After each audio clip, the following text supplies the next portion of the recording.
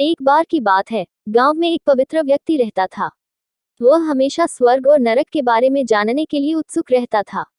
एक दिन पवित्र व्यक्ति भगवान से मिला। जब वह भगवान से मिला तो उसने पूछा, प्रभु, क्या आप मुझे बता सकते हैं कि स्वर्ग और नरक कैसा है? भगवान मुस्कुराए और उसे दूसरी दुनिया में ले गए। वहां वे दो दरवाजे के सामने खड़े थे। भगवान ने उसे जाने के लिए कहा और प्रत्येक दरवाजे के अंदर खुद जाकर देखने के लिए कहा। पवित्र व्यक्ति ने जाकर पहला दरवाजा खोला। वहां उसने एक बड़ी गोल मेज देखी जिसके चारों ओर लोग बैठे थे। मेज के बीच में स्वादिष्ट सूप का एक बड़ा बर्तन रखा गया था। वहां बैठे सभी लोगों के हाथों में बहुत लंबे चम्मच थे। मेज के बीच में स्वादिष्ट सूप के बर्तन तक पहुंचने के लिए चम्मच काफी लंबे थे, लेकिन लंबे चम्मच के कारण भोजन से भरा चम्मच लोग मुंह में नहीं ले पा रहा।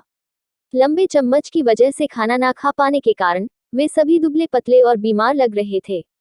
वहां के लोग बहुत दुखी थे। वहां पीड़ित लोगों के दुख को देखकर पवित्र व्यक्ति कांप उठे। वह उस कमरे से बाहर आया और दूसरे कमरे का दरवाजा खोला।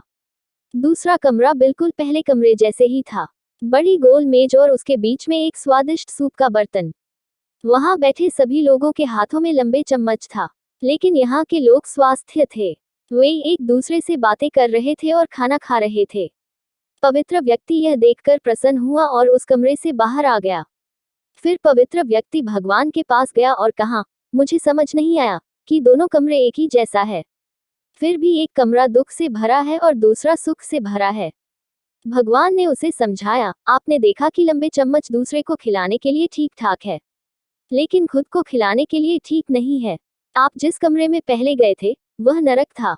वहां के लोग लालची है और केवल अपने बारे में सोचते हैं, दूसरे की मदद नहीं करना चाहते हैं, जिसके कारण वे अपना पेट नहीं भर पा रहे हैं और दुख झेल रहे हैं। और दूसरा कमरा स्वर्ग था। यह उन लोगों से भरा है जो एक दूसरे की परवाह करते हैं और प्यार करते हैं, एक दूसरे को उन लंबे चम्मच से खिलाते हैं जिससे वे स्वस्थ और सुखी रहते हैं। शिक्षा, यदि हम एक दूसरे का समर्थन और देखभाल करें तो हम अपने जीवन को स्वर्ग बना सकते हैं और खुशी से जी सकते हैं।